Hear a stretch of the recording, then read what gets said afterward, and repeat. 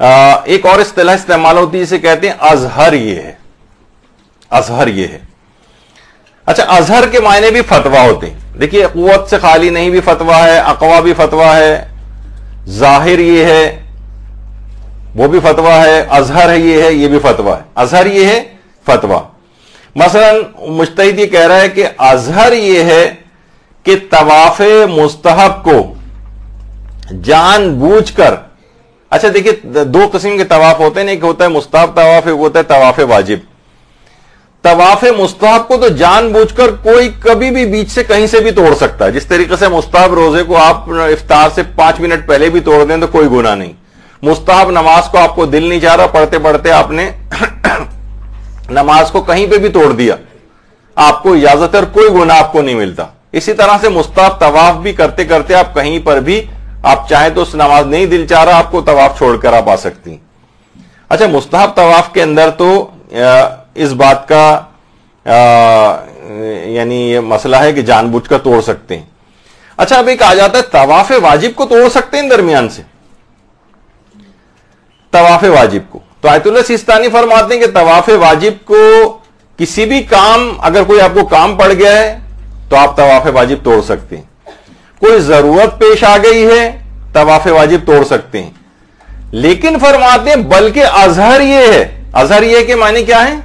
فتویٰ یہ ہے، ازہر یہ ہے کہ بغیر مجبوری کے بھی طواف واجب کو توڑا جا سکتا ہے، بالکل بغیر مجبوری کے۔ اچھا، توڑا جا سکتا ہے، اس کے بعد دوبارہ کرنا پڑے گا اس کو، لیکن بغیر مجبوری کے بھی طواف واجب کو توڑا جا سکتا ہے۔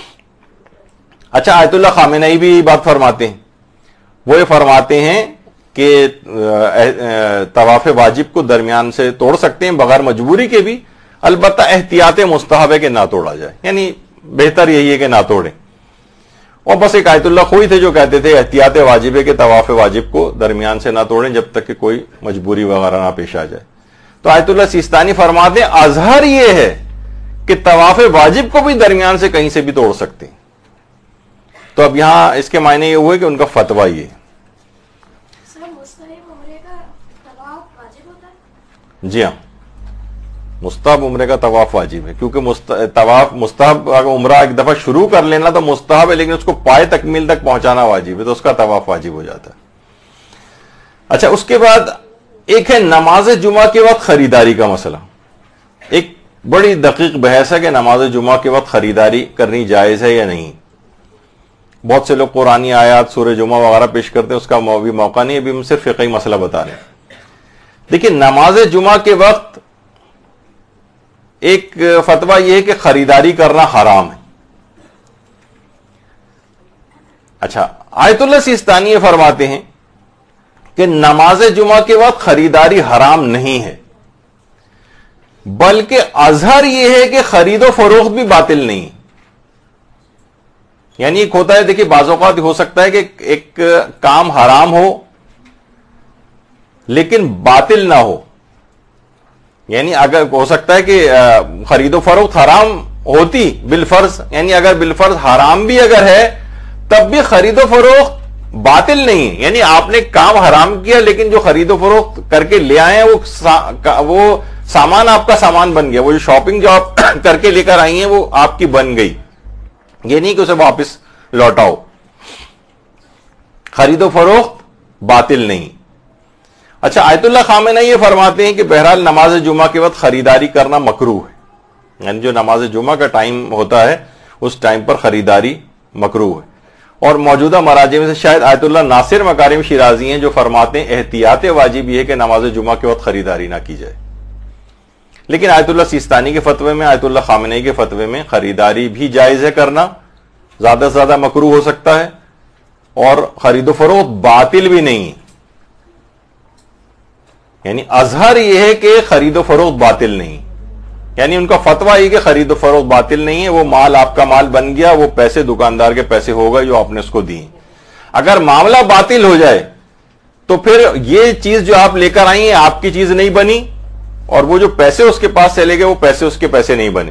جیسے نابالغ کس سے، جو اگر کوئی بالکل نابالغ ایسا بچہ ہے، مثلا کوئی آیا 4 سال کا ہماری دکان کے اندر اور وہ کوئی چیز خرید کے لے کے چلا گیا، تو اگرچہ وہ تو آپ نے اپنے ارادے اور اختیار سے اس کو دے دیے ہیں، وہ جو چیز لے کر گیا ہے، لیکن وہ پیسے آپ کے پیسے نہیں بنیں گے، کیونکہ یہ معاملہ باطل ہوگا۔ نابالغ سے خرید و فروخت، سوائے اس کے کہ نابالغ ولی کا اپنے ولی کی اجازت لے کر آیا ہو، اس کا اطمینان ہو آپ کو، تو پھر صحیح ہو جاتی ہے۔ اسی وجہ سے یہ ایک تفصیل آتی ہے کہ بہت سے وہ چھوٹے چھوٹے بچے جو لے کر آ رہے ہوتے ہیں گاڑیوں میں چیزیں، خرید و فروخت، آپ کبھی گجرے خرید رہی ہوتی ہیں ان سے، یا کوئی اس طرح کی چیز کر رہی ہوتی ہیں، تو یہ ایک فقہی مسئلہ یہاں پر آ جاتا ہے۔ کچھ علماء چھوٹی چھوٹی چیزوں کی اجازت دیتے ہیں اور کچھ کہتے ہیں کہ نہیں، ان سے خریدار ویسے ہی آپ ان کو دے دیں لیکن کوئی چیز لے نہیں سکتے، سوائے اس کے کہ اطمینان ہو کہ ان کے ولی نے ان کو یہ چیز، ان کو وکیل بنایا ہے اور اپنی طرف سے وہ خرید و فروخت کرا رہا ہے۔ یہ بیچ میں ایک میڈیم ہے، ورنہ اصل خرید و فروخت ولی سے ہو رہی ہے۔ لیکن ایک تفصیل ہے، بہرحال اس کی بھی چھوڑیے اس کو۔ یہاں اظہر یہ ہے کہ خرید و فروخت نماز جمعہ کے وقت جو ہے وہ جائز ہے اور حرام نہیں۔ اچھا، اس کے بعد پھر ایک اصطلاح آتی ہے ظاہر یہ ہے۔ ظاہر یہ ہے کہ معنی بھی فتویٰ ہوتے ہیں۔ ابھی پہلے کیا کون سی اصطلاح تھی؟ اظہر یہ ہے، اب ہے ظاہر یہ ہے۔ ظاہر یہ ہے، اس کے معنی بھی فتویٰ ہیں۔ مثلا علماء اس کی مثال دیتے ہیں کہ دیکھیے ایران وغیرہ میں تو آپ دیکھتے ہیں کہ حمام ہوتے ہیں، مثلا کسی کو غسل کرنا ہے، وہ حمام جائے، پیمنٹ کرے اور جو غسل کیا ہے اس پانی کے پیسے ان کو پے کر دے۔ اچھا، یہاں پر علماء اس مسئلے کو لکھتے ہیں، کہتے ہیں اگر کسی حمام میں غسل کے لیے جائے اور غسل واجب کرنے کے بعد اس کی پیمنٹ اس مال سے کرے جس پر خمس واجب الادا تھا اور دیا نہیں تھا اس نے، تو اس کے غسل کا کیا بنے گا؟ یعنی اس نے یہ غسل واجب کے پانی کی پیمنٹ اس مال سے کی جس پر خمس واجب تھا۔ تو فرماتے ہیں ظاہر یہ ہے کہ اس کا غسل تو صحیح ہے۔ ظاہر یہ کیا چیز ہے؟ فتویٰ۔ فتویٰ یہ کہ اس کا غسل صحیح ہے، البتہ وہ مستحقین خمس کا مقروض ہے۔ یعنی مستحقین خمس کون ہے؟ یعنی سہم امام جو مجتہد کا مقروض ہو گیا یہ، اور آدھا سہم سادات کی سادات کا مقروض ہے۔ یعنی یہ نہیں ہوگا کہ اس نے پیسے تو وہاں پر دے دیے تو پانی میں چلے گئے، اب اس کا خرچہ نہیں شمار کیا جائے گا، بلکہ اس کے اوپر یہ واجب رہے گا، اور جتنا خمس واجب الادا مال جو اس کے اوپر تھا اس کا خمس نکالنا اس پر واجب رہے گا، اگرچہ اس کا غسل صحیح ہو گیا ہے، اگرچہ اس نے پیمنٹ اسی مال سے کی ہے جس پر خمس واجب الادا تھا، لیکن اس کا غسل صحیح ہے۔ ظاہر یہ ہے کہ اس کا غسل صحیح ہے۔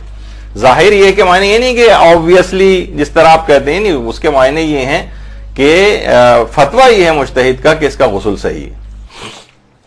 اچھا، اسی طرح سے اگر بہت سارے غسل کسی پر واجب ہوں، اس کے لیے مجتہد یہی اصطلاح استعمال کرتا ہے، کسی پر اگر بہت سارے غسل واجب ہوں تو ظاہر یہ ہے کہ وہ سب کی نیت سے ایک ہی غسل کر سکتا ہے، یعنی ایک ہی غسل میں سب کی نیتیں کر سکتا ہے۔ ظاہر یعنی ان کا فتویٰ یہ ہے کہ ایک ہی غسل ایک ہی کریں گے، اور نیتیں آپ چاہیں 5-6 غسل اگر واجب ہیں تو سب کی نیت کر لیں۔ غسل مسح میت بھی واجب ہے، اور مثلا اور جو واجب غسل ہیں وہ بھی واجب ہیں، اس پر سب کی نیت کر کے ایک ہی غسل کر لے تو ظاہر یہ ہے کہ یہ کافی۔ اچھا، اس کے بعد اگلی اصطلاح استعمال ہوتی ہے اولا یہ ہے۔ اولا یہ ہے کہ معنی بہتر یہ ہے، اسے چھوڑ بھی سکتے ہیں لیکن بہتر ہے یہ ہے کہ یہ عمل کر لیں جو اس میں آیا ہے۔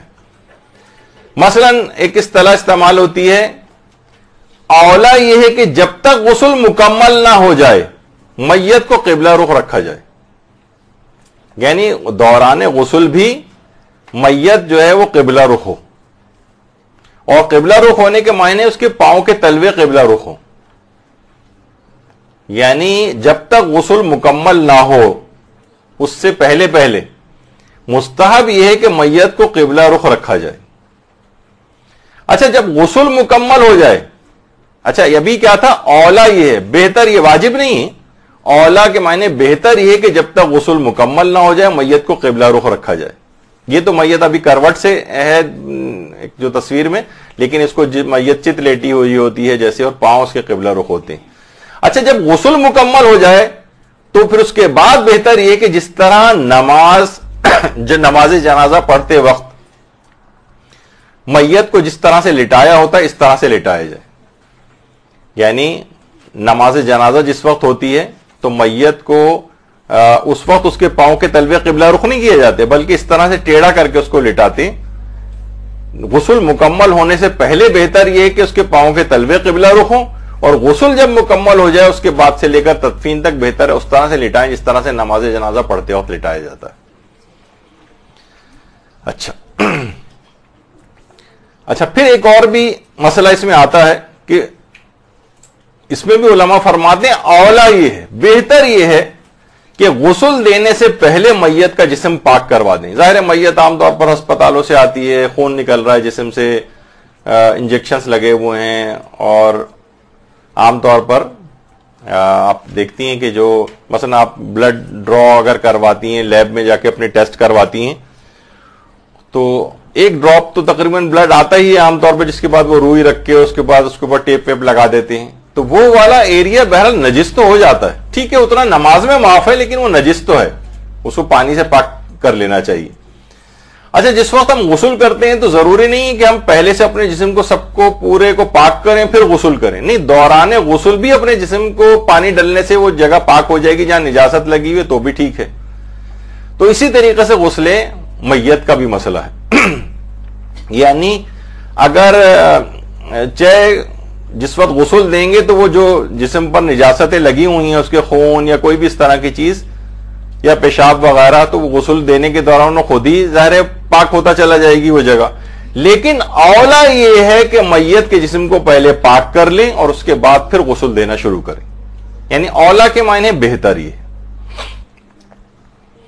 اچھا اسی طرح سے اب یہ مثالیں ساری جو توضیح مسائل سے ہی میں نے نکال کے آپ کو جو پیش کر رہا ہوں، ورنہ آپ اگر خود تلاش کریں گے تو آپ کو اور بہت ساری ملیں گی. کہ حاکم شرع کے حکم سے چاند کی پہلی ثابت نہیں ہوتی، آیت اللہ سستانی فرماتی، لیکن احتیاط کی رعایت اولا ہے. یعنی حاکم شرع نے اگر حکم جاری کر دیا ہے تو بہرحال پھر اس کو نہ ماننے میں احتیاط کی جائے. یعنی بہتر یہ ہے کہ اس کے اس حکم کو مان لیا جائے، احتیاط اسی میں. اچھا اب وہ احتیاط کیا ہوتی ہے وہ پھر ہمارا ابھی کا موضوع نہیں کہ وہ احتیاط کس طرح سے ہوگی، لیکن بہرحال احتیاط کی رعایت اولا ہے. اسی طرح سے مثلا اگر کوئی شخص سود پر قرضہ لے، سود کی شرط کے ساتھ، تو سود کی شرط کے ساتھ قرضہ لینا تو حرام ہے. فرماتے ہیں کہ لیکن ظاہر یہ ہے کہ وہ اس کا مالک ضرور ہو جاتا ہے. یعنی اگر کوئی شخص سود پر قرضہ لے تو یہ عمل تو اگرچہ حرام تھا، لیکن یہ جو قرضے کے طور پر رقم اس کے ہاتھ میں آئی ہے، فتویٰ یہ ہے کہ یہ رقم کا مالک ہو گیا ہے. اگرچہ اولا یہ ہے کہ اس میں تصرف نہ کرے، بہتر یہ ہے کہ اس مال کو استعمال نہ کرے، لیکن یہ صرف بہتر ہے، واجب نہیں. یعنی اب یہ جو سود کی شرط کے اوپر یہ قرضہ لیا ہے کسی سے اس نے، تو یہ عمل تو حرام تھا، سود کی شرط سے کیسے قرضہ لیا؟ اب تم جو یہ سود واپس لوٹاؤ گے وہ عمل بھی حرام ہوگا، لیکن کم سے کم یہ جو قرض پہ جو تم نے پیسے لے کر آئے ہو اس کے تم مالک ہو گئے ہو، یہ جائز ہیں تمہارے لیے.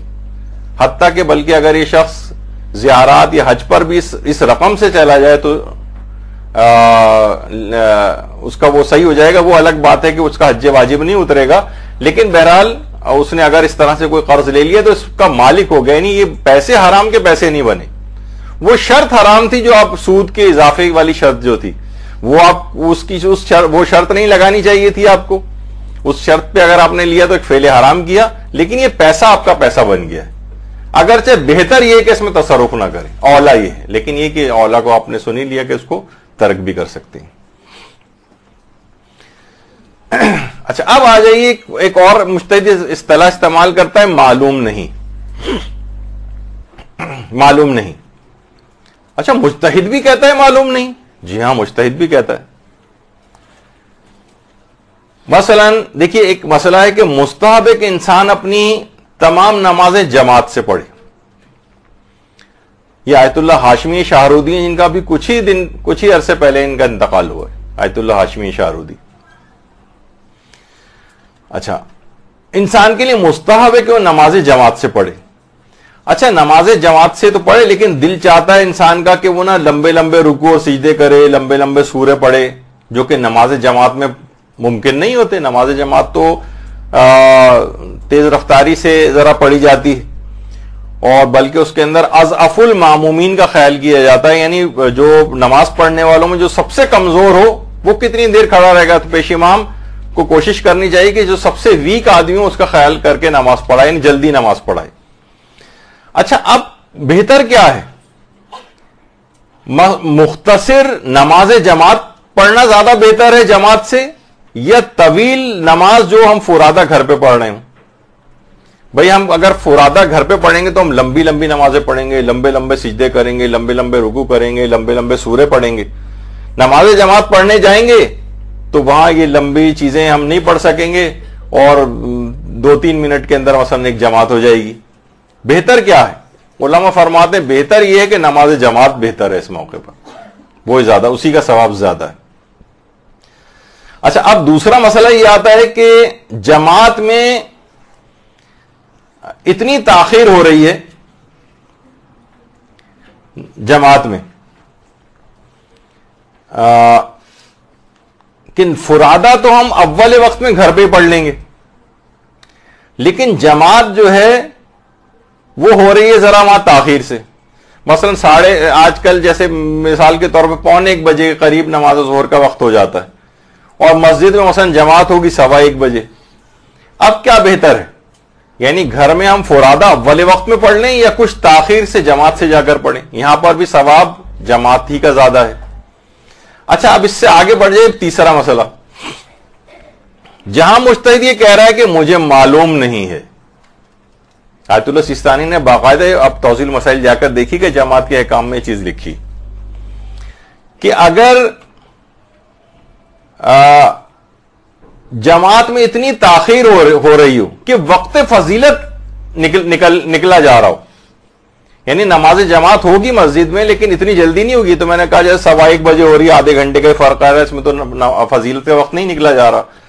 اکثر علاقوں میں پاکستان میں ہوتا ہے، رمضان میں خاص طور پر، کہ لوگ جب آفیسز سے چھٹی کر کے آ جاتے ہیں تو بہت سے علاقوں کے اندر مساجد میں بھی نمازیں لیٹ پڑی جاتی ہیں، تقریباً 4 بجے 4:30 بجے جماعت ہو رہی ہے ظہرین کی۔ تو اور اگر اس وقت ایسا ہے کہ وقت فضیلت ہاتھ سے نکل گیا، یعنی ابھی نماز کا وقت تو باقی ہے لیکن وقت فضیلت ہاتھ سے نکلا جا رہا ہو، تو پھر کیا زیادہ بہتر ہے؟ جماعت زیادہ افضل ہے یا فرادہ ہم وقت فضیلت کے اندر پڑھ لیں وہ زیادہ بہتر ہے؟ آیت اللہ سیستانی فرماتے ہیں ان میں سے کون سی نماز بہتر ہے یہ معلوم نہیں، یعنی وقت فضیلت سے نکلی ہوئی نماز جماعت زیادہ افضل ہے یا وقت فضیلت میں فرادہ نماز پڑھنا زیادہ بہتر ہے، یہ پتہ نہیں مجھے۔ اچھا، جب معلوم نہیں اس کے معنی فتویٰ یہ نہیں ہے، اور اس مسئلے میں کسی اور مجتہد کی بات بھی مانی جا سکتی۔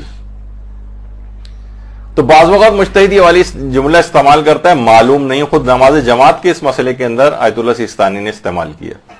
اچھا، اس کے بعد ایک اور یعنی غیر افضل وقت میں تاخیر سے نماز جماعت کا استحباب، یہ معلوم نہیں۔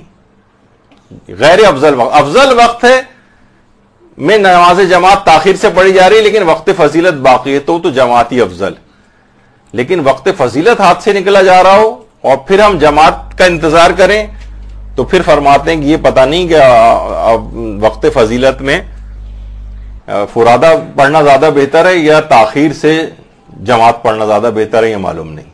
اس کے بعد اگلی اصطلاح استعمال ہوتی ہے اقرب، یہ ہے اقرب۔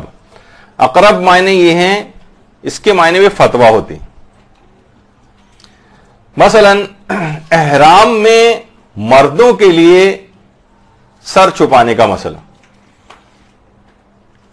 مرد اپنے سر کو نہیں چھپا سکتا حالت احرام میں، اور سر مکمل سر بھی نہیں چھپا سکتا ہے اور سر کا کچھ حصہ بھی نہیں چھپا سکتا ہے، اور سر سے مراد یہ ہے کہ جہاں پر بال اگتے ہیں، یعنی سر کا وہ حصہ جہاں پر بال اگتے ہیں وہ نہیں چھپا سکتا، کسی کپڑے سے بھی نہیں چھپا سکتا، کوئی ٹوپی کے ذریعے بھی نہیں چھپا سکتا، کوئی امامہ پہن کے بھی نہیں چھپا سکتا۔ اور علماء فرماتے ہیں اقرب یہ ہے کہ اس میں اس کے دونوں کان بھی شامل ہیں۔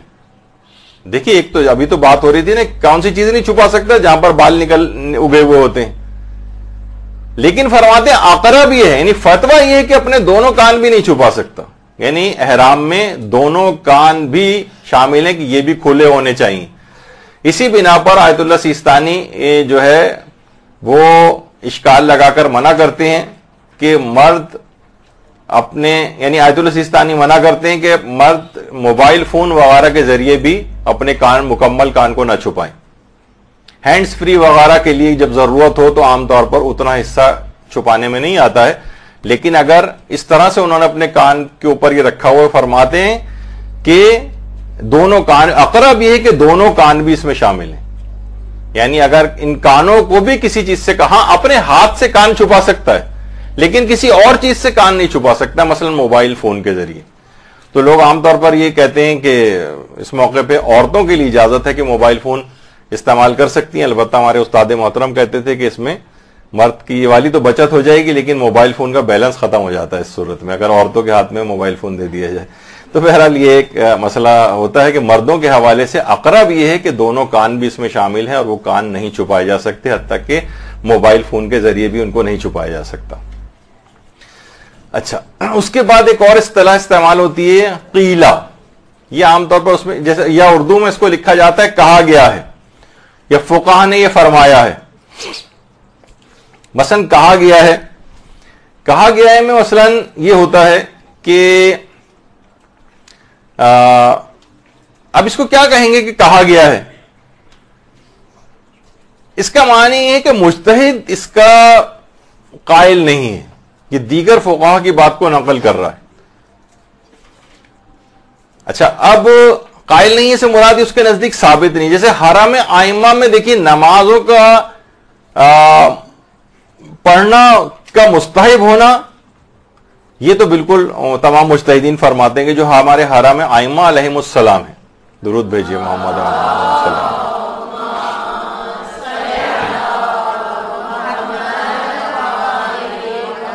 وہاں پر نماز پڑھنا مستحب ہے. تستحب الصلاۃ فی مشاہد الائمہ، وہاں پر مشاہد ائمہ میں نماز پڑھنا مستحب ہے. بلکہ بل قیلا، بلکہ کہا گیا ہے کہ عام مساجد سے بھی زیادہ ثواب ائمہ کے حرموں میں نماز پڑھنے کا. اور یہاں تک کہا گیا ہے کہ حرم امیر المومنین میں مثلا جو نماز ہے وہ اللہم صلی علی محمد و آل محمد،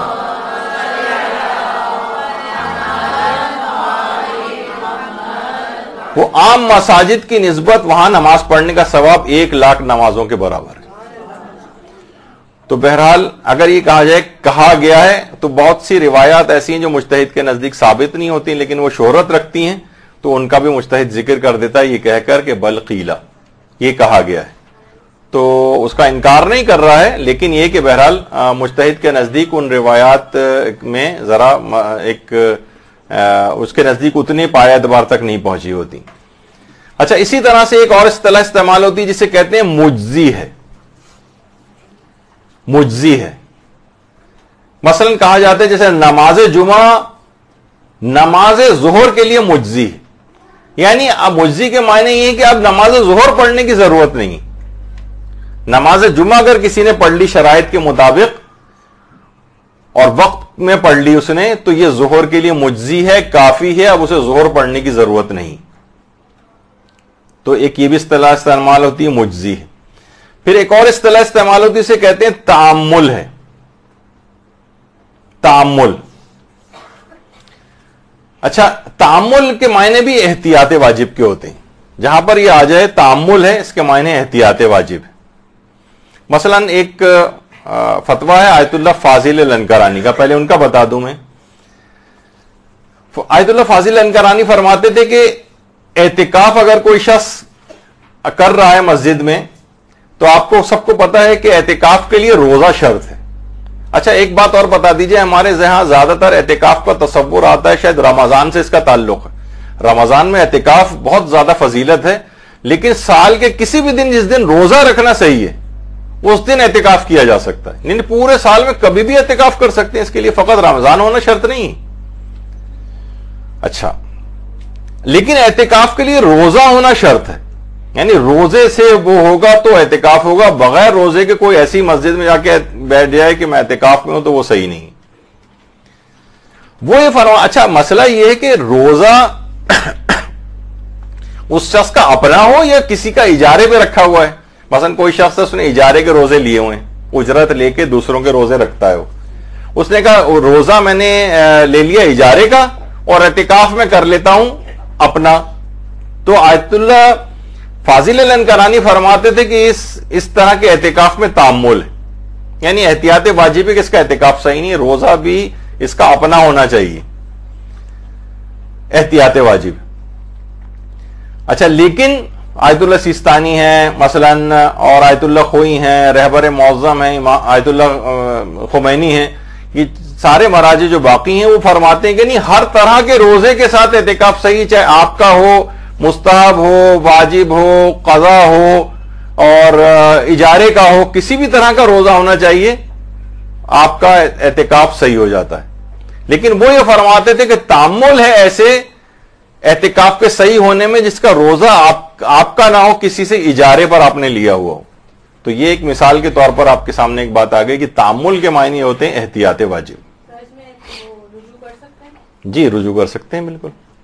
اور باقی مراجع کا تو یہ تو میں نے ان کی ایک مثال دے دی, ورنہ باقی مراجع تو کہتے ہیں کسی بھی طرح کا روزہ وہ چل جائے گا. اس کے بعد آتی ہے ایک اور اصطلاح, اسے کہتے ہیں رجائے مطلوبیت. رجائے مطلوبیت کی تعریف کیا ہے؟ یعنی ثواب کی امید میں, یعنی علمی بنیادوں پر کسی عمل کا مستحب ہونا یقینی نہ ہو, ثابت نہ ہو, لیکن اس عمل کو مطلوب پروردگار ہونے کی نیت سے انسان انجام دے رہا ہو. مستحب کی نیت نہیں کرے گا. دیکھیے مستحب کی نیت کے معنی کہ آپ نے پکا حکم خدا کی نیت کر رہے ہیں, جبکہ اس کی دلیلیں اتنی قوی نہیں ہیں اس عمل کی کہ ہم اسے مستحب قرار دیں. رجائے مطلوبیت یہ ہے کہ رجا کہتے ہیں امید کو, یعنی یہ عمل اس پہ عمل کر کے ہم پروردگار کا قرب حاصل کر سکتے ہیں. ایک امید پائی جاتی ہے کہ اللہ اس عمل کو قبول کر لے گا, امید ہونی چاہیے. البتہ آیت اللہ سیستانی جیسے بہت سی دعاؤں کے سلسلے میں بات ہوتی ہے تو وہ کہتے ہیں رجائے مطلوبیت کی نیت سے دعائیں آپ پڑھ سکتے ہیں, اور اس کا وارد ہونا کوئی ضروری نہیں کہ وہ دعائیں بہت اوتھینٹک ذرائع سے, لیکن فرماتے ہیں کہ بہرحال اس میں یعنی شرط و شرائط بھی ہیں, یعنی اس کا مضمون خلاف اسلام نہیں ہونا چاہیے. یعنی رجائے مطلوبیت بھی کے لیے بھی کوئی نہ کوئی بیسس ہوتی ہے بہرحال, یعنی کہ عمل پروردگار کے لیے مطلوب ہے. اچھا جیسے کہ آیت اللہ ناصر مکارم شیرازی فرماتے ہیں کہ مکلف کسی عمل کو اس نیت سے انجام دے کہ اس کی انجام دہی کے بعد اللہ سے قریب ہو جائے گا, یعنی امکان پایا جاتا ہے کہ اللہ کو عمل پسند آ سکتا ہے. اچھا مثلا علماء نے اس کی کچھ مثالیں بیان کرتے ہیں, جیسے اعمال شب قدر ہیں. آپ کو پتا ہے اعمال شب قدر میں کیے جاتے ہیں, لیکن کچھ فتاوے ایسے جس میں اس بات کا ذکر ہے کہ اعمال شب قدر عام دنوں میں بھی رجائے مطلوبیت کی نیت سے کر سکتے ہیں. مثلا اگر آپ چاہیں کہ اعمال شب قدر جو ہیں سر پر قرآن کو رکھ کر بے کا یا اللہ والا کر کے اس کے بعد کوئی دعا کرنا, یا رجائے مطلوبیت کی نیت سے عام دنوں میں بھی کر سکتے ہیں, فقط اس رات کے لیے ضروری نہیں کہ شب قدر ہی ہو. یا مثلا فرماتے ہیں کہ ائمہ کے حرموں میں داخلے کا جو غسل ہے, اللہم صلی علی محمد و آل محمد, کہ ہم ائمہ کے حرم میں داخل ہونا چاہ رہے ہیں, اس کے لیے مستحب ہے کہ غسل کیا جائے. اچھا ائمہ کے حرموں میں داخلے کا غسل کا استحباب ثابت نہیں, البتہ رجائے مطلوبیت کی نیت سے غسل کر سکتے ہیں. یعنی غسل رجائے مطلوبیت کی نیت سے امید ثواب میں, کہ امید ہے کہ پروردگار اس کو قبول کرے گا. ان غسلوں کا استحباب ثابت نہیں ہے, لیکن رجائے مطلوبیت کی نیت سے کر سکتے ہیں, ان کے بعد وضو بھی کرنا پڑتا ہے. یا مثلا علماء اس کی ایک مثال بیان کرتے ہیں زندوں کی نیابت میں نماز پڑھنا. امام خمینی تو فرماتے تھے نہیں زندوں کی نیابت میں, یعنی واجب نماز تو خیر پڑھی ہی نہیں جا سکتی, وہ تو چھوڑیے, جب کوئی زندہ ہے تو نہ اس کا نماز ہو سکتی ہے نہ روزہ ہو سکتا ہے, لیکن مستحب نمازیں امام خمینی فرماتے تھے مستحب نمازیں جائز نہیں ہیں. کسی بھی زندہ شخص کی طرف سے مستحب نماز پڑھنا, مثلا کسی کے والدین میں سے کوئی بیمار ہے اور وہ چاہ رہا ہے کہ میں ان کی طرف سے مثلا نماز شب میں پڑھ دیتا ہوں, وہ فرماتے تھے نہیں جائز نہیں. آیت اللہ سیستانی اور رہبر معظم یہ فرماتے ہیں کہ زندہ کی طرف سے نماز مستحب پڑھنا صحیح نہیں. البتہ ہدیہ کر سکتے ہیں پڑھ کر. مثلا آپ پڑھیں اپنے لیے اپنی نیت سے 2 رکعت نماز یا کوئی سی بھی مستحب نماز, اور اس کے بعد کہیں کہ اس کا ثواب میرے فلاں زندہ جو مریض والد یا والدہ یا کوئی بھی رشتہ دار ہیں ان کو پہنچے. کہتے ہیں ہدیہ کر سکتے ہیں, نیابت نہیں کر سکتے زندہ کی طرف سے. زندہ کی طرف سے نیابت نہیں ہو سکتی. ہاں البتہ رجائے مطلوبیت کی نیت سے جو ہے وہ نہیں, پہلے میں ایک اور مسئلہ بتا دوں گی. زندہ کی طرف سے زیارت کی جا سکتی ہے. یعنی اگر کوئی شخص زندہ موجود ہو, ہم کہیں کہ ہم اپنے والد صاحب کی طرف سے جو ان کی نیابت میں ہم زیارت مشاہد ائمہ کی طرف ہم جا رہے ہیں ان کی زیارت کے لیے. اور اسی طریقے سے مثلا مستحب طواف جو ہے, نماز مستحب تو نہیں پڑھی جا سکتی, لیکن یہ سارے علماء کہتے ہیں طواف مستحب ہی زندہ کی طرف سے کر سکتے ہیں. طواف مستحب زندہ کی طرف سے ہو سکتا ہے, لیکن نماز طواف زندہ کی طرف سے نہیں ہو سکتی, کیونکہ یہ نماز طواف بھی مستحب نمازوں میں سے ایک ہے. یعنی مستحب طواف زندہ کی طرف سے ہو سکتا ہے, نماز طواف زندہ کی طرف سے نہ پڑھی جائے, بلکہ نماز طواف اپنی نیت سے پڑھیں, اس کا ثواب اپنے زندہ والدین کو یا کسی رشتہ دار کو ہدیہ کر سکتے ہیں. اسی طرح سے مثلا نماز زیارت ہے, یعنی آپ نے زیارت تو کر سکتے ہیں کسی زندہ کی طرف سے, لیکن نماز زیارت زندہ کی طرف سے نہیں پڑھ سکتے. نماز زیارت اپنی نیت سے پڑھیں, اس کا ثواب پھر کسی بھی زندہ کو ہدیہ کر دیں. البتہ رجائے مطلوبیت کی نیت سے زندہ کی طرف سے بھی نماز پڑھی جا سکتی. رجائے مطلوبیت یعنی امید ثواب میں. تو آپ پکی مستحب نیت نہیں کر سکتے, لیکن رجائے مطلوبیت کی نیت سے زندہ کی طرف سے بھی نماز پڑھی جا سکتی. اسی طرح سے مثلا آتا ہے ایک مسئلہ امام خمینی کی جو تقلید میں ہے ان افراد کے لیے. مثلا امام خمینی فرماتے تھے کہ نماز عید کو جماعت سے پڑھنے میں اشکال ہے. یعنی امام خمینی کے مقلدین نماز عید کو جماعت سے نہیں پڑھ سکتے. یعنی اشکال کے معنی وہی احتیاط واجب وغیرہ. البتہ امام خمینی فرماتے تھے رجائے مطلوبیت کی نیت سے پڑھ سکتے ہیں. باقی اور مراجع تو کہتے ہیں نہیں, نماز عید کو مستحب کی نیت سے پڑھ سکتے ہیں جماعت سے. نہیں, فرادہ کی تو امام خمینی بھی اجازت دیتے تھے. مثلا کوئی شخص گھر میں نماز عید پڑھنا چاہے فرادہ کی نیت سے پڑھ سکتا ہے, عورتیں بھی پڑھ سکتی ہیں. لیکن جماعت سے اگر پڑھنا چاہے تو کہتے تھے نہیں, نماز عید جماعت سے پڑھنے میں اشکال ہے, یعنی غیبت امام میں جماعت سے پڑھنے میں اشکال ہے. لیکن دیگر علماء کہتے ہیں کہ نہیں, رہبر معظم آیت اللہ سیستانی اور دیگر مراجع فرماتے ہیں کہ نماز عید کو جماعت سے پڑھ سکتے ہیں. امام خمینی بھی یہ فرماتے تھے کہ اگر پھر بھی کوئی پڑھنا چاہے میرا مقلد نماز عید کو جماعت سے, تو رجائے مطلوبیت کی نیت سے پڑھے. اس نیت سے بہت سارے مسئلے حل ہو جاتے ہیں. یا مثلا بعض اوقات یہ ہوتا ہے کہ ہم دیکھتے ہیں کہ اکثر آپ نے دیکھا ہے کہ عیدیں 2 ہو جاتی ہیں. ہم پورا پاکستان مثلا عید منا رہا ہے, اگلے دن زیادہ تر لوگ حکومتی اعلان کے اوپر چل رہے ہوتے ہیں, لیکن ہمیں پہلے سے معتبر ذرائع سے اطلاع آ گئی کہ نہیں آج ہی عید ہے, تو ہم ایک دن پہلے سے ہم نے نماز عید گھر کے اندر ہی پڑھ لی. اس کے بعد اگلے دن پورا خاندان کے ساتھ مثلا سب لوگ, زیادہ تر لوگ جو ہے اگلے دن عید منا رہے ہیں, اب سب لوگ جماعت پڑھنے کے لیے جا رہے ہیں. تو اگلے دن بھی اگر کوئی, اس کی تو عید کل ہو چکی ہے, اب یہ آج اگلے دن کون سی نماز عید پڑھنے جا رہا ہے, تو یہ رجائے مطلوبیت کی نیت سے اگلے دن بھی نماز عید پڑھ سکتا ہے. تو دیکھیے رجائے مطلوبیت سے بہت سے فائدے ہوتے ہیں. اب یہ نہیں کہے کہ مثلا گھر میں لڑائی ہو رہا ہے, جھگڑا ہو رہا ہے, سب کہنے ساتھ چلو, کہہ رہے نہیں میں تو کل نماز عید پڑھ چکا ہوں, میرے لیے جائز نہیں ہے پڑھنا دوبارہ. نہیں, رجائے مطلوبیت کی نیت سے تم اب بھی پڑھ کر آ سکتے ہو, اگلے دن تک کی اجازت ہے. اچھا, اسی طرح سے ایک مثلا ایک آپ کو پتہ ہی ہے اعتکاف کا ایک مسئلہ. دیکھیے اعتکاف کے لیے جامع مسجد ہونا چاہیے. اب اس کی ایک الگ تعریف ہے, لیکن بہرحال اعتکاف مسجد ہی میں ہو سکتا ہے. کیا اعتکاف گھر میں ہو سکتا ہے عورتوں کے لیے؟ تو تمام علماء فرماتے نہیں, جس میں رہبر معظم بھی شامل ہے, کہ اعتکاف گھر میں نہیں ہو سکتا, لیکن عورت رجائے مطلوبیت کی نیت سے اعتکاف گھر میں کر سکتی. مسجد میں اعتکاف ہوتا اصلاً صحیح مسجد ہی کے اندر ہے، اور مسجد بھی عام مسجد نہیں جو جامع مسجد ہوتی، جہاں پر جمعہ ہوتا ہے یا جہاں پر زیادہ تر مختلف علاقوں سے لوگ آ کر نماز پڑھتے ہیں. لیکن بہرحال مسجد تو ہونی چاہیے. تو کیا گھر میں ہو سکتا ہے؟ تو جواب ہے گھر میں نہیں ہو سکتا، لیکن رجائے مطلوبیت کی نیت سے رہبر معظم فرماتے ہیں کہ عورت گھر میں بھی اعتکاف کر سکتی ہے، لیکن اصلاً جو ہے وہ مسجد ہی کے اندر ہی اعتکاف صحیح ہے. اسی طرح سے بہت ساری میتیں اگر ہوں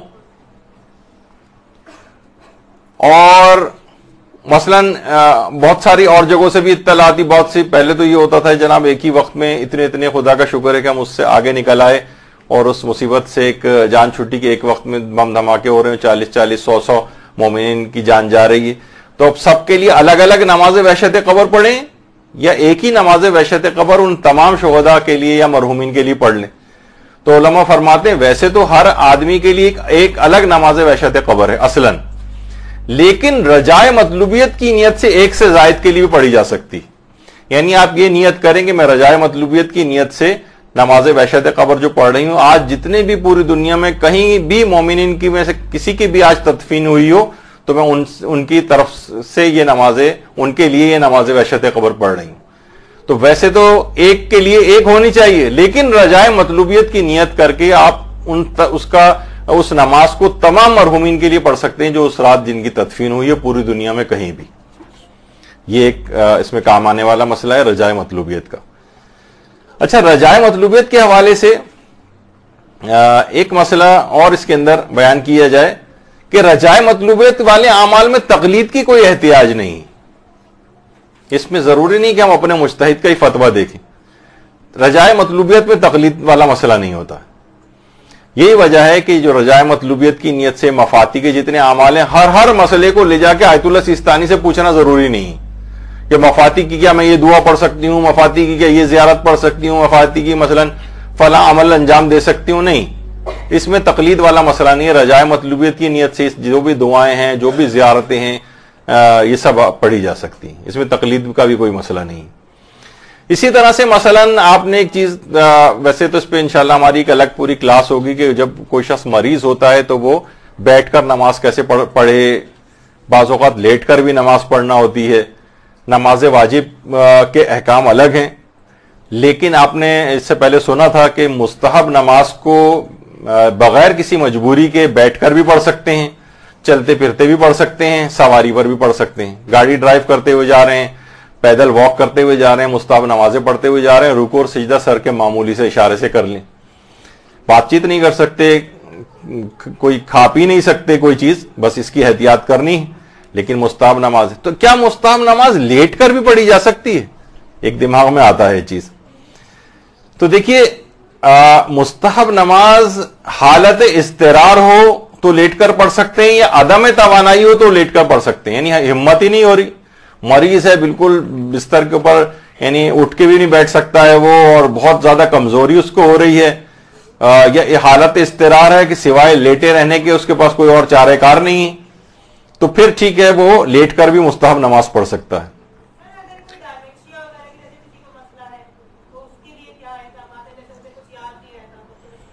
وہ تو پھر ایک الگ ہی، جتنی بھی اس کو پھر یاد رہتا ہے اس کے مطابق نماز پڑھے گا وہ، جتنی بھی نماز اپنے طور پر صحیح پڑھ سکتا ہے. ڈیمینشیا کہلاتا ہے وہ، ڈائمینشیا. تو بہرحال اس کے اندر یہ ہوتا ہے کہ جتنی بھی، یعنی کوئی شخص اگر ایسا ہے کہ اسے یعنی بڑھاپے میں، یا اس کو ہماری فقہی ٹرم میں اس کو ابلہا بھی کہتے ہیں اس شخص کو، یعنی جو پاگل تو نہیں ہے لیکن کچھ چیزیں یاد ہوتی ہیں سے کچھ نہیں یاد ہوتی ہیں، تو جتنا بھی اس کو یہ عمل کر سکتا ہے اتنا کرے، باقی اللہ کی طرف سے انشاءاللہ معاف ہوگا اس کو. اچھا، اب لیٹ کر نماز پڑھنے کا مسئلہ. تو مستحبی نماز کو فرماتے ہیں کہ لیٹ کر، یعنی حالت اختیار میں اگر کوئی لیٹ کر نماز پڑھ رہا ہے بغیر کسی مجبوری کے، تو فرماتے ہیں اشکال ہے. یعنی لیٹ کر بلا وجہ ایسی لیٹ کر نمازیں مستحبی نہیں پڑھی جا سکتی. البتہ رجائے مطلوبیت کی نیت سے لیٹ کر مستحب نماز پڑھ سکتے ہیں، امید ثواب میں شاید اللہ قبول کر لے. تو مستحب ہونے کی نیت سے نہیں، ہاں بیٹھ کر مستحب کی نیت سے پڑھ سکتے ہیں، چلتے پھرتے مستحب کی نیت سے پڑھ سکتے ہیں، سواری پر مستحب کی نیت سے پڑھ سکتے ہیں مستحب نماز، لیکن لیٹ کر بلا مجبوری کے اشکال ہے، البتہ رجائے مطلوبیت کی نیت سے لیٹ کر پڑھ سکتے ہیں۔ اچھا، اس کے بعد ایک اور اصطلاح آتی ہے جاہل با حکم،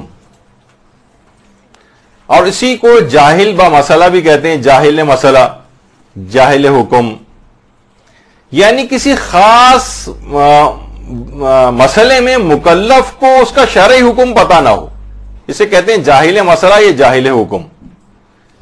مثلا اس کو یہ تو پتا ہو کہ یہ چیز خون ہے، مگر اسے یہ پتا نہیں کہ خون نجس ہوتا ہے یا پاک، مثلا اسے کہیں گے یہ جاہل مسئلہ ہے، یعنی اس کو شرعی حکم پتا نہیں۔ اچھا، اس کے مقابلے میں ایک شخص ہوتا ہے، اسے کہتے ہیں جاہل با موضوع، اسے حکم شریعت تو پتا ہوتا ہے لیکن موضوع پتا نہیں ہوتا ہے۔ مثلا اس کو یہ تو پتا ہوتا ہے کہ شراب نجس بھی ہے اور پینا بھی حرام ہے، اسے پتا ہے، لیکن کوئی فلاں مشروب کوئی کسی جگہ پر رکھا ہوا مثلا نظر آ رہا ہے، اب یہ پتا نہیں کہ مثلا ایپل جوس ہے یا شراب ہے، یعنی یہ اسے کہا جائے گا یہ جاہل با موضوع ہے، اسے حکم پتا ہے۔ دیکھیے پہلے والا کیا تھا، جاہل مسئلہ یا جاہل حکم، اسے حکم پتا نہیں تھا، موضوع پتا تھا۔ جیسے میں نے کہا کہ اسے یہ تو پتا ہے کہ چیز خون ہے، لیکن پتا نہیں ہے خون پاک ہوتا ہے نجس، یہ نہیں پتا، اس کو کہتے ہیں جاہل مسئلہ ہے۔ اور ایک ہے جاہل موضوع، سے حکم پتا ہے کہ مثلا شراب ہے تو نجس ہے اور اس کا پینا بھی حرام ہے، لیکن یہ جو گلاس کے اندر یہ جو مشروب ہے یہ شراب ہے یا ایپل جوس ہے مثلا، یہ پتا نہیں، اسے کہیں گے یہ جاہل موضوع ہے۔ اچھا، اب جو جاہل حکم ہوتا ہے اس کو امر بالمعروف اور نہی عن المنکر کرنا ضروری، اور خود جاہل حکم کو بھی احتیاط کرنی چاہیے، جاہل حکم کو۔ لیکن جو جاہل موضوع ہے، اچھا جاہل حکم کو امر بالمعروف کرنا بھی ضروری ہوتا ہے، جاہل حکم کو امر بالمعروف کرنا بھی ضروری۔ مثلا اس کو یہ تو پتا ہے کہ یہ شراب ہے، لیکن مثلا یہ نہیں پتا کہ شراب پینا حرام ہے، اس کو آپ کو روکنا ضروری، کیونکہ یہ جاہل حکم ہے، اسے حکم بتائیے۔ لیکن جاہل موضوع کو موضوع بتانا واجب نہیں ہے، یہ بڑا ایک کام آنے والا مسئلہ ہے۔ مثلا ایک شخص ہے، اس کو پتا ہی نہیں ہے کہ میرے کپڑے نجس ہیں، لیکن آپ کو پتا ہے کہ جو اوپر سے ابھی جو چھینٹے آئے ہیں یہ فلاں ہمارے مثلا گھر کا ہی کوئی بچہ ہے، اس نے اوپر سے پیشاب کیا تو اس کے چھینٹے اس کے، آپ کو پتا ہے یہ بدتمیز بچہ اس طرح سے مثلا کرتا ہے، اس کے چھینٹے اس کے کپڑوں پر ہے، اس کو پتا ہی نہیں، وہ سوچ رہا تھا شاید ایسی کوئی پانی کی ٹنکی ان کی کوئی اس کے چھینٹے آ گئے ہیں اس پہ سے۔ اچھا، اس کو یقین نہیں ہے، وہ یعنی اسے کہیں گے یہ جاہل موضوع، اسے پتہ ہی نہیں کہ میرے کپڑے پاک ہیں یا نجس، اگر پیشاب ہے تو نجس ہے، یہ حکم تو پتہ ہے اس کو، تو کیا اس کو بتانا واجب ہے کہ تمہارے کپڑے نجس ہو گئے ہیں؟ تو جواب ہے کہ جی نہیں، یہ جاہل موضوع ہے، جاہل موضوع کو موضوع بتانا واجب نہیں ہوتا ہے۔ یا مثلا بہت سارے افراد ہیں، جیسے بہت ایک مسکنسیپشن ہے کہ دودھ پیتے بچے کا پیشاب جو ہے وہ پاک ہوتا ہے، جبکہ دودھ پیتے بچے کا پیشاب نجس ہے۔ اچھا، اب بہت سے لوگوں کے دماغ میں یہ وہ سوچتے ہیں کہ دودھ پیتے بچے کا پیشاب تو پاک ہوتا ہے، انہیں یہ تو پتا ہے کہ پیشاب نجس ہوتا ہے، لیکن وہ دودھ پیتے بچے کے پیشاب کا مسئلہ یعنی وہ جاہل حکم میں شمار ہوتا ہے۔ ایسے افراد کو بتانا واجب ہے، کیونکہ ان کو موضوع کا شبہ نہیں، ان کو حکم پتا نہیں، وہ جاہل موضوع ہیں، جاہل حکم ہے، جاہل حکم کو حکم بتانا پڑتا ہے، لیکن جاہل موضوع کو موضوع بتانے کی ذمہ داری نہیں۔ مثلا آپ کو یہ نہیں بتانا ہے اس کو کہ یہ آپ کے کپڑے جو ہے مثلا پیشاب کے چھینٹوں سے نجس ہو گئے، سوائے اس کے کہ کوئی بہت ہی خطرناک مسئلہ ہو۔ خطرناک مسئلہ کیا ہو سکتا ہے؟ خطرناک مسئلہ یہ ہو سکتا ہے، علماء فرماتے ہیں کہ مثال لکھی ہے، مثلا کوئی شخص غلط فہمی میں معلوم نہ ہونے کی وجہ سے اپنے کسی محرم سے نکاح کرنے جا رہا ہو۔ مثلا ہوتا ہے عام طور پر رضائی جو بہن بھائی ہوتے ہیں، بچپنے میں کبھی والدہ کا انہوں نے دودھ پیا تھا کسی نے، وہ ہمارا مثلا رضائی بہن یا بھائی بن گیا ہے، تو اب مثلاً اتنا عرصہ گزر گیا, 25-30 سال گزر گئے, بھول بھال گئے یا کچھ اس طرح کا ہوا, لیکن اب دیکھا اب وہ افراد جو رضائی بہن بھائی ہیں وہ آپس میں شادی کرنے جا رہے ہیں, اور ہمیں پتا ہے, اب دیکھا جائے وہ لوگوں نے حکم تو پتا ہے کہ رضائی بہن بھائی کی شادی نہیں ہو سکتی, لیکن ان کو یہی نہیں پتا کہ ہم رضائی بہن بھائی ہیں. یعنی ان کو کہا جائے گا جاہل با موضوع. جاہل با موضوع کو ابھی آپ نے سنا کہ بتانا واجب نہیں ہے. نہیں, یہ معاملہ ایسا ہے کہ جو اتنا خطرناک معاملہ ہے کہ محرم سے نکاح ہونے جا رہا ہے, اب یہاں پر جاہل موضوع کو بتانا پڑے گا اور یہاں پر خاموش نہیں رہ سکتے, سوائے اس کے کوئی بہت خطرناک معاملہ ہو جائے. خطرناک معاملات کے اندر سب سے زیادہ خطرناک یہی والا معاملہ ہوتا ہے. تو یہ عام طور پر اس طرح سے ہوتا ہے. تو یہ جاہلوں کی عام طور پر 3 قسمیں بنتی ہیں. ایک ہے, 3 قسمیں تو نہیں, وہ جاہل موضوع ہوتا ہے اور ایک جاہل حکم ہوتا ہے. تو جاہل حکم کا آپ نے سن لیا کہ اس کو تو آپ کو مسئلہ بتانا ہے صحیح طور پر, اور جاہل موضوع کو موضوع بتانا آپ کی ذمہ داری نہیں. اچھا, اب ایک اور چیز بھی ہوتی ہے, اسے کہتے ہیں جاہل قاصر. یعنی ایسا جاہل کہ جس کی جہالت میں اس کا اپنا کوئی قصور نہ ہو. مثلا اس نے استاد سے پوچھا, استاد نے غلط بتا دیا, اس نے یقین کر لیا اس کے اوپر, اس کے مطابق پوری زندگی عمل کرتا رہا. یہ شخص گناہگار نہیں ہوگا. جیسے خود آیت اللہ سیستانی سے ایک سوال پوچھا گیا, اس نے کہا کہ مجھے میرے اسکول کے استاد نے یہ بات بتائی تھی کہ نماز میں عربی تلفظ کے ساتھ نماز پڑھنا ضروری نہیں ہے, یعنی مخارج صحیح ہوں, تلفظ صحیح ہو. اس نے کہا جیسا بھی ہو پڑھ لو, کوئی فرق نہیں پڑتا. اور میں نے اس کی بات پہ یقین کر لیا تھا, اور میں اس طرح سے کافی عرصے تک نمازیں پڑھتا رہا. تو آیت اللہ سیستانی نے فرمایا کہ اگرچہ قرات نماز کا صحیح ہونا ضروری ہے, لیکن اگر آپ نے اپنے استاد کی بات پر اعتماد کر کے اس طرح سے جو نمازیں پڑھی ہیں, ان نمازوں کی قضا کرنے کی کوئی ضرورت نہیں ہے. یہ جاہل قاصر ہے. جاہل قاصر میں جس کی جہالت میں اپنا قصور نہیں ہے, اس کو تو خود استاد نے بتایا. مثلا جتنے مسئلے یہاں پر آپ کو بتائے جا رہے ہیں, اور ظاہر بتانے والا بھی کوئی جان بوجھ کے غلط نہیں بتا رہا ہے. کبھی کبھار ہو سکتا ہے کہ غلط فہمی میں ایسا ہو جائے کہ کوئی غلطی ہو جائے, اور آپ مکمل اعتماد کر کے بات سنتی ہیں, تو آپ نے اس کے بعد عمل کر لیا, تو ساری زندگی بھی اس پہ عمل پیرا رہیں تو بھی آپ گناہگار نہیں ہوں گی, اور بہت سارے مسئلوں کے اندر چھوٹ مل جاتی ہے. ہو سکتا ہے کہ بعض معاملات میں ممکن ہے, یعنی یہ ہے کہ گناہ نہ ملے, لیکن بہت کچھ چیزیں ایسی ہیں جس میں عمل کو دوبارہ کرنا پڑتا ہے. مثلا استاد نے بتا دیا, اگر بالفرض اگر یہ بتایا کہ نماز میں تکبیرۃ الاحرام کہنی ضروری نہیں ہے, تو ظاہر ہے کہ اب یہ اس طرح سے آپ نماز پڑھتی رہیں گی تو چھوٹ تھوڑی ملے گی. تو اتنا بڑا رکن ہی آپ نے غائب کر دیا, نہ تکبیرۃ الاحرام پہلی تکبیر ہی نہیں کہ بغیر نماز پڑھتی رہیں, تو ان نمازوں کی سب کی قضا کرنی پڑے گی. گناہگار نہیں ہوں گے, لیکن نمازوں کی قضا کرنا پڑے گی. تو بہت سی چیز میں عمل دوبارہ ہو سکتا ہے کرنا پڑ جائے, لیکن جو زیادہ بڑا مسئلہ ہے کہ انسان اللہ کی بارگاہ میں گناہگار نہ ہو, اسے کہتے ہیں جاہل قاصر. بعض اوقات دیکھیے قضا کرنی پڑتی ہے لیکن گناہ کوئی نہیں ہوتا. اس کی ایک مثال کیا ہے, مثلا آپ نے دیکھا ہوگا 9-10 سال کی جو بچیاں ہوتی ہیں عام طور پر ان کے, یا بہت سی خواتین آپ بھی ایسی ہوں گی, وہ کہتی ہیں بھائی جب ہم 9-10 سال کے تھے, 11 سال کے تھے, 12 سال کے تھے, اس وقت کسی نے بتایا ہی نہیں تھا ہمیں کہ روزے رکھنے بھی واجب ہیں. والدین بھی دماغ میں ہوتا ہے کہ ابھی تو بہت چھوٹی ہے, کہاں رکھ سکے گی, وہ انہوں نے بچی کو بتایا ہی نہیں کہ روزہ رکھنا بھی واجب ہوتا ہے. اب اس بچی نے روزے نہیں رکھے, دیکھا جائے جان بوجھ کر نہیں رکھے, اب اس کے اوپر قضا بھی آتی ہے دیکھا جائے, اور کفارہ بھی آنا چاہیے اس کے اوپر. تو علماء یہ فرماتے ہیں جو اتنی چھوٹی بچی جو کہ جاہل, یعنی اس کو بتایا ہی کسی نے نہیں تھا, تو یہ جاہل قاصر میں شمار ہو جاتی ہے, اور اس کو گناہگار تو نہیں ہوگی, لیکن اس کو تمام ان روزوں کی قضا ضرور کرنی پڑے گی. یعنی یہ نہیں ہے کہ وہ کہے کہ بھائی مجھے تو 3-4 سال تک پتہ ہی نہیں چلا, جب میں 15-16 سال کی ہو گئی تب مجھے اس کا علم ہوا. نہیں, ان روزوں گناہگار نہیں ہے, ان روزوں کی قضا کرنی ہے, البتہ کفارہ کوئی نہیں دینا ہے. یہ ایک فائدہ اس کو ہو گیا. مثلا یہ نہیں کہ کیونکہ اس نے نہیں رکھے تو ہاں اگر یہ اس کو پتا تھا مسئلہ اور پھر جان بوجھ کر اس نے نہیں رکھے اور معلوم تھا کہ یہ روزہ رکھنا مجھ پر واجب ہے, پھر اس نے نہیں رکھے تو کفارہ بھی آ جائے گا. لیکن عام طور پر جو اتنی چھوٹی بچیاں ہوتی ہیں کہ ان کو کسی نے حکم روزہ بھی نہیں بتایا, یعنی ان کو یہ بھی نہیں پتا تھا کہ روزہ رکھنا واجب ہے, اور اس طرح سے ان کے روزے قضا ہوئے, تو اگرچہ گناہگار نہیں ہے لیکن ان کو ان روزوں کی قضا کرنی ہے, البتہ کفاروں کے روزے یا کفارے ادا کرنا وہ ضروری نہیں ہے. اچھا، اب دوسرا ایک ہوتا ہے جسے کہتے ہیں جاہل مقصر،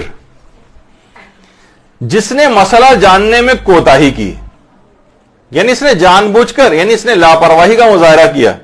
جیسے علماء کہتے ہیں ظاہر ہے آپ دیکھیے کسی کے پاس کیا عذر باقی، یعنی سارے علماء ہیں، ان کے واٹس ایپ نمبر آپ کے پاس ہیں، حتیٰ کہ مجتہدین تک کے بعض اوقات واٹس ایپ کے اوپر جو ہے آپ ان تک سے پوچھ سکتے ہیں، ان کے ادارے سے پوچھ سکتے ہیں، ای میل کے ذریعے معلوم کر سکتے ہیں، سارے علماء سے کانٹیکٹ آپ کر سکتے ہیں، یعنی ایک جسٹ فنگر کلک جو ہے وہ صرف دور ہیں چیزیں آپ سے.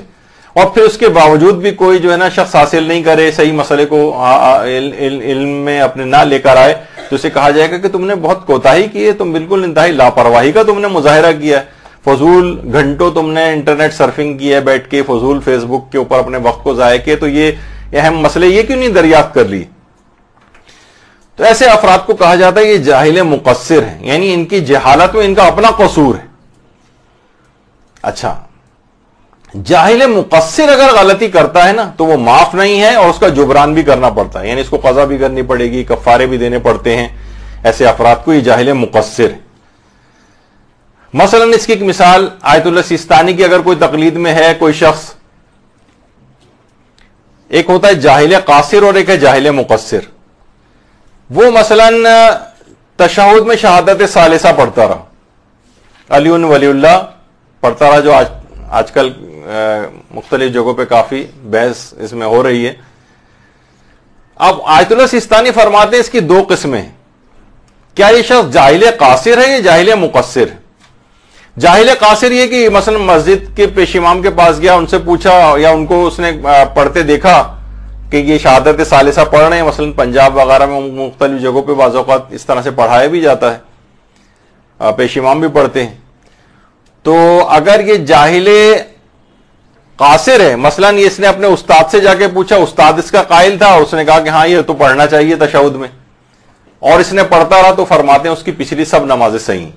اس بیس پہ بہت سے لوگ اس کو دلیل بناتے ہیں. آیت اللہ خوئی سے بھی یہ پوچھا گیا کہ وہ کوئی شخص اس طرح سے پڑھتا رہا ہے غلط فہمی میں کہ یہ چیز واجب سمجھ کے، تو کہا کہ جو اس طرح سے غلطی سے اس نے اس طرح کی نمازیں پڑھی ہیں وہ صحیح ہیں. تو اس سے بہت سے لوگ یہ دلیل بناتے ہیں اس کو کہ اس کا مطلب ہے کہ آیت اللہ خوئی کے فتوے میں یہ چیز پڑھنی جائز تھی. تو آیت اللہ سیستانی فرماتے ہیں اگر یہ پیچھے اس کے یہ ہے کہ یہ شخص جاہل قاصر ہے، اس کو پتہ ہی نہیں تھا اور غلط فہمی میں مثلا اس طرح سے پڑھتا رہا، کسی نے اس کو بتایا کہ اور یہ اس طرح سے پڑھتا رہا. تو جاہل قاصر اگر تشہد میں شہادت ثالثہ پڑھتا رہا ہے تو اس کی نمازیں صحیح ہیں. اور جاہل مقصر اگر یہ ہے، یعنی اس نے خود سے ہی پڑھنا شروع کر دیا، یا اس نے کہا کہ میں خود ہی فیس بک کا بڑا میں اسکالر بن گیا ہوں آج کل اور خود ہی تحقیق کرنے لگا ہوں، جیسے آج کل بہت سارے نوجوانوں کو تحقیق کا ہیضہ ہوا ہے آج کل، یعنی اپنے تئیں وہ سوچ رہے ہوتے ہیں کہ ادھر ادھر سے ٹامک ٹوئی مار کے ادھر ادھر سے حدیث کوئی مل گئی، رجال کی کوئی کتاب کھنگال لی انہوں نے، اس پہ کوئی نتیجہ نکال لیا اور کہا کہ میرے نزدیک تو شہادت ثالثہ پڑھی جائے گی، فلاں فلاں دلیل ہے، اور وہ پڑھنا شروع کر دی. جاہل مقصر.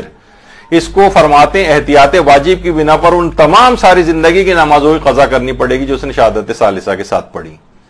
تو یہاں پر فرق ہو جاتا ہے جاہل قاصر میں اور جاہل مقصر میں. جاہل قاصر کو چھوٹ ملتی ہے، جاہل مقصر کو چھوٹ نہیں ہے، گناہگار بھی ہے، اور ساری احتیاط واجب کی بنا پر ان تمام نمازوں کی بھی اس کو قضا انجام دینا. کیا یہ نمازیں حرام بھی ہیں؟ باطل ہیں، نمازیں اس کی باطل ہیں، یعنی اور جان بوجھ کر اگر اس نے اضافہ کیا ہے تو گناہگار بھی ہو جائے گا. یعنی تم جاہل شخص تھے، تم کون سے مجتہد تھے جو تم اجتہاد کر کے اس نتیجے تک پہنچے ہو؟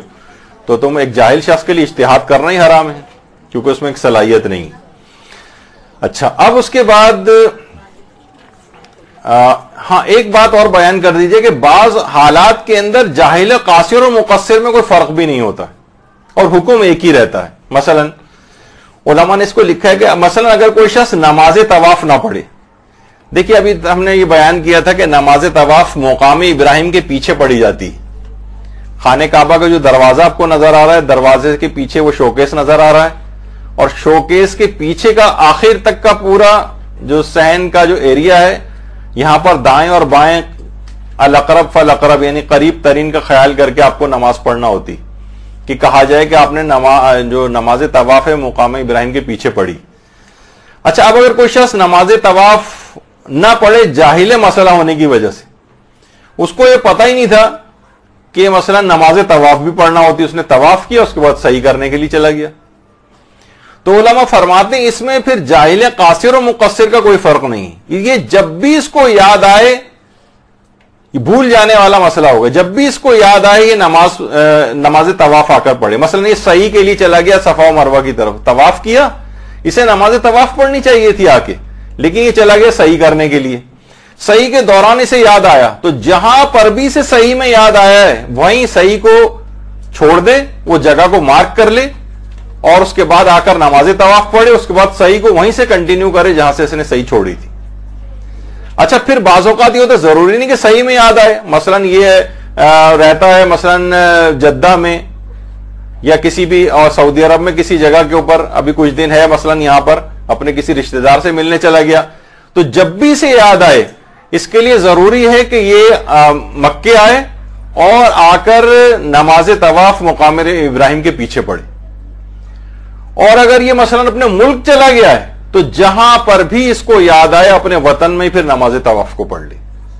اس کو کہا جاتا ہے کہ جاہل قاصر اور مقصر میں پھر اس مسئلے کے اندر کوئی فرق نہیں. اچھا تو ایک مسئلہ یہ ہوا. اچھا پھر ایک چیز اور بھی توضیح مسائل کے حوالے سے تو نہیں، عام طور پر یہ فقہی مباحث کے اندر آتی ہے کہ آثار تکلیفی اور ایک چیز ہوتی ہے آثار تکلیفی کے اندر انسان گناہ گار ہوتا ہے، یعنی جس کا تعلق ثواب اور گناہ سے ہوتا ہے اس کو کہتے ہیں آثار تکلیفی. اور کسی بھی عمل کا تعلق جس میں دنیاوی اعتبار سے جس کے اثرات ہوتے ہیں، ثواب اور گناہ کے اعتبار سے نہیں ہوتے بلکہ دنیاوی اعتبار سے ہوتے ہیں، اس کو کہتے ہیں آثار وضعی. مثلا دیکھیے اس میں ایک مثال اور بیان کر دی جائے. آثار وضعی بہت سی چیزیں ایسی ہوتی ہیں جیسے کہا جاتا ہے استاد کا احترام، کہ استاد کا احترام اگر کوئی شخص اس طور پر نہ کرے تو علماء اس کی مثال دیتے ہیں، اسے دنیاوی آثار اس کے اوپر ہوتے ہیں. ہو سکتا ہے کہ آپ نے ظاہر استاد کو کوئی معاذ اللہ گالی نہیں دی، اس کو کوئی شدید تکلیف نہیں پہنچائی، اس کے استاد کے احترام میں اگر کمی کر دی. جیسے میں نے اس کی اکثر مثال بیان کرتا ہوں، آیت اللہ مجتہدی تہرانی بھی فرماتے تھے کہ مثلا جیسے ایران عراق لوگ طالب علم وغیرہ جاتے ہیں پڑھنے کے لیے، جب ختم کر لیتے ہیں اپنی تعلیم تو اپنے اپنے وطن واپس جاتے ہیں. تو کچھ طالب علم ہوتے ہیں بغیر اپنے استاد سے ملے ویسے ہی وطن واپس آ جاتے ہیں. کہہ رہے ہیں یہ دیکھا جائے تو کچھ نے کوئی حرام کام تو نہیں کیا ہے. بعض اوقات استاد کو پتا بھی نہیں ہوتا کہ یہ شخص واپس چلا گیا ہے، لیکن استاد کے ایک احترام، اتنے دن تم نے اس سے علم حاصل کیا، تم اسے کم سے کم بتا کر جاتے کہ میں اپنے وطن واپس جا رہا ہوں. تو فقط اس کا اتنا احترام نہ کرنا بھی دنیاوی طور پر اثرات رکھتا ہے. اور یا استاد کی کوئی توہین کرنا، بہت سے طالب علم دیکھتے ہیں استاد کی نقل اتار رہے ہوتے ہیں، استاد کی کسی بات کا مذاق اڑا رہے ہوتے ہیں. اس کی ایک مثال علماء دیتے ہیں، ہمارے مجتہد گزرے ابن ادریس ہلی. ابن ادریس ہلی شیخ توسی کے پرنواسے تھے. شیخ توسی وہ ہیں جو کہ حرم امیر المومنین علیہ السلام میں جو مدفون ہیں. اللہم صلی علی محمد وعلی محمد.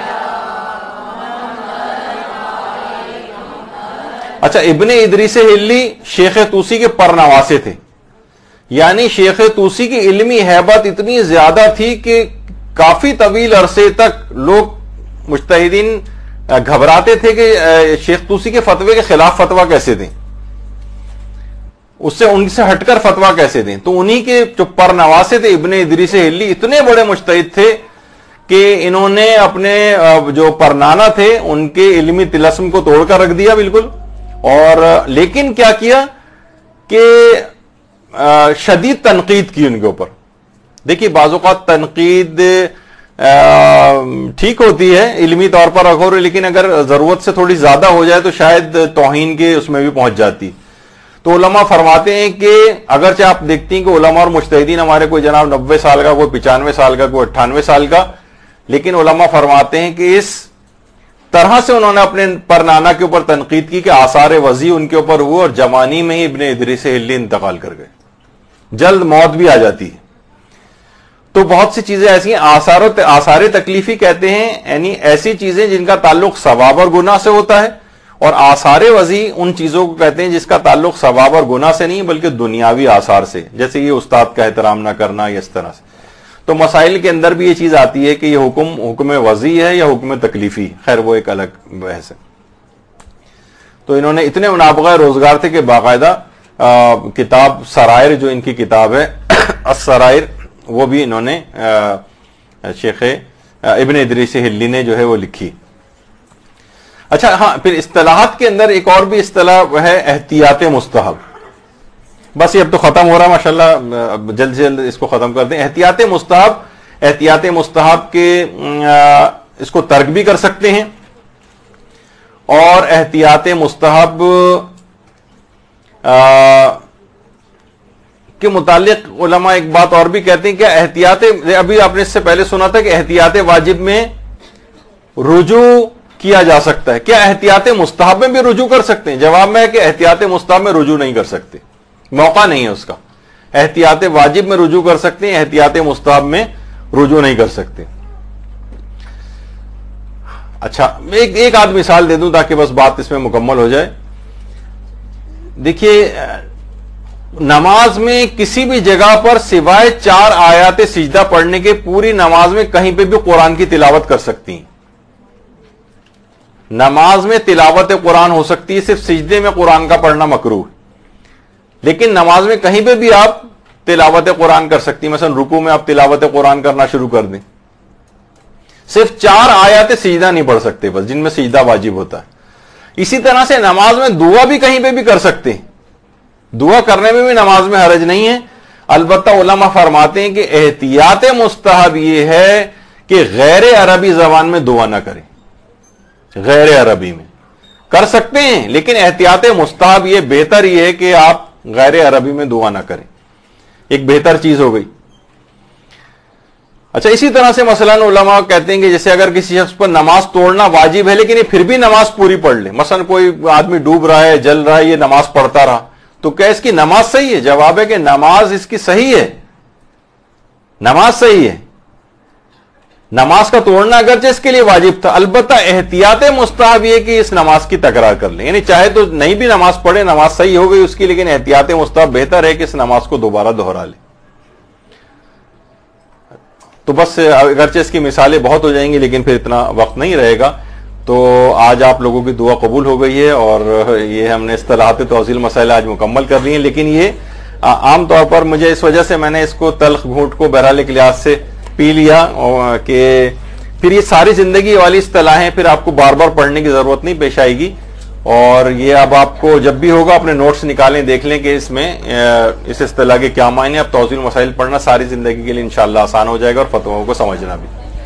وصلی اللہ علی محمد وآلہ الطیبین.